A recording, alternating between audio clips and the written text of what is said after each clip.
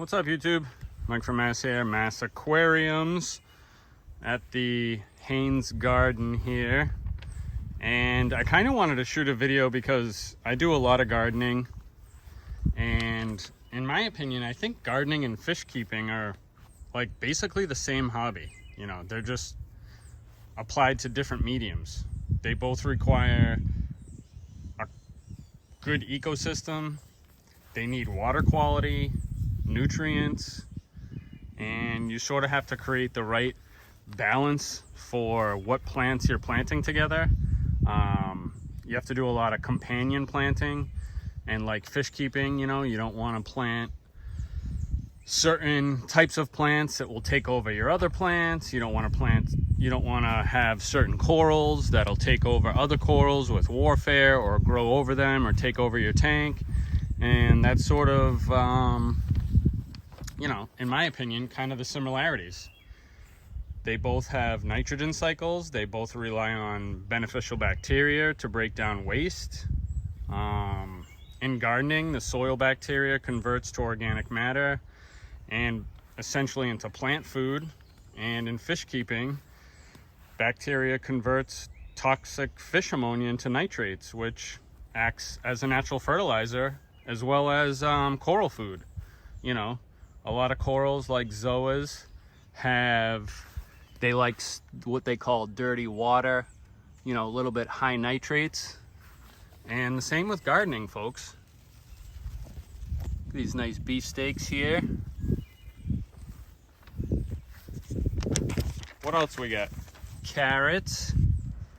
These are all marigolds on the side. Cucumbers being trained to grow up this cow panel, just like you trim your plants and train your corals to grow where you want them to. Got 3 rows of beans here. This is peppers and dill. Got your snow peas over here that I'm training to grow up this.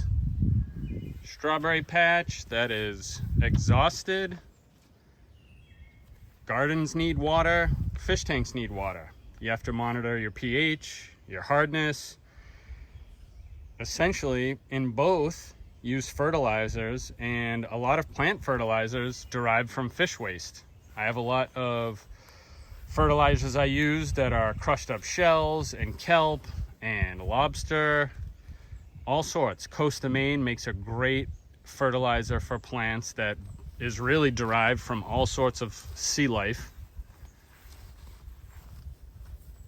Have a cut flower garden here that's starting to come in, where my wife cuts flowers for vases in the house. Got the sunflowers popping here. What else we got? Pests and algae, right? Algae control. Both the garden and the fish tanks have unwanted invaders and pests. I have to weed, control amphids. Fish keepers have to manage water parameters and use cleanup crews like snails and shrimp to keep algae in check.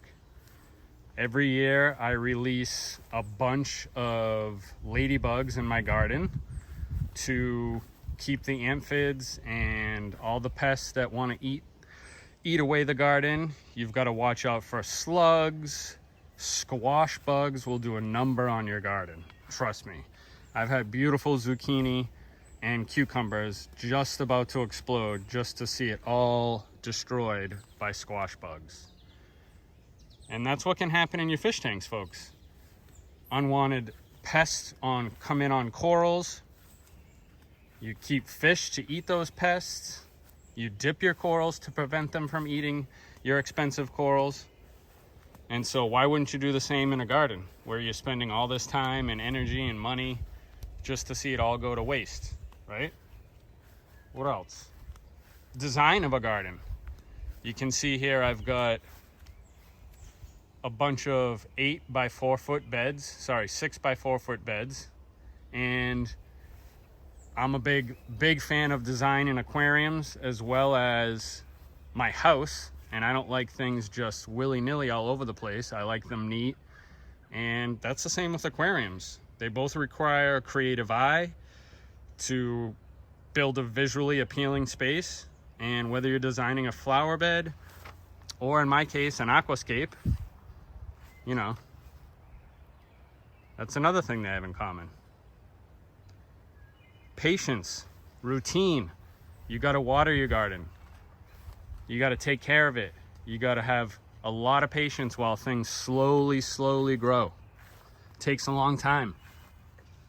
Some peppers down here. Patience is a key in both the aquarium hobby and gardening. These beautiful peas, these are the best. Strawberry patch needs a well thin out here. It's tough to get the strawberries when they are this packed in here. You can see a nice strawberry here, a little bit starting to rot from the heat. Same thing with aquariums. You got to thin out your hair grass or your jungle val before it takes over. You got to train these plants or they'll take over an entire space. All right, folks. I hope you found this interesting. If not, oh well. I'm interested in gardening. I'm interested in all sorts of stuff. And I kind of thought that a lot of people I talk to that have gardens that are intimidated by fish tanks. And I'm like, bro, gardening's just like fish tanks. Nice cucumber. They take care of a garden. I'm like, you can take care of a fish tank. You know all about soil. You know all about watering, taking care of fish tanks, taking care of plants. If you take care of a garden, you can take care of a fish tank. Blueberry bushes, for example, they take a lot of care, a lot of pruning. You have to fertilize. They need a acidic soil. So I have to fertilize these several times a year, as well as prune them for good airflow. And you can see what happens when you take care of them. The fruits of your labor, just like a fish tank.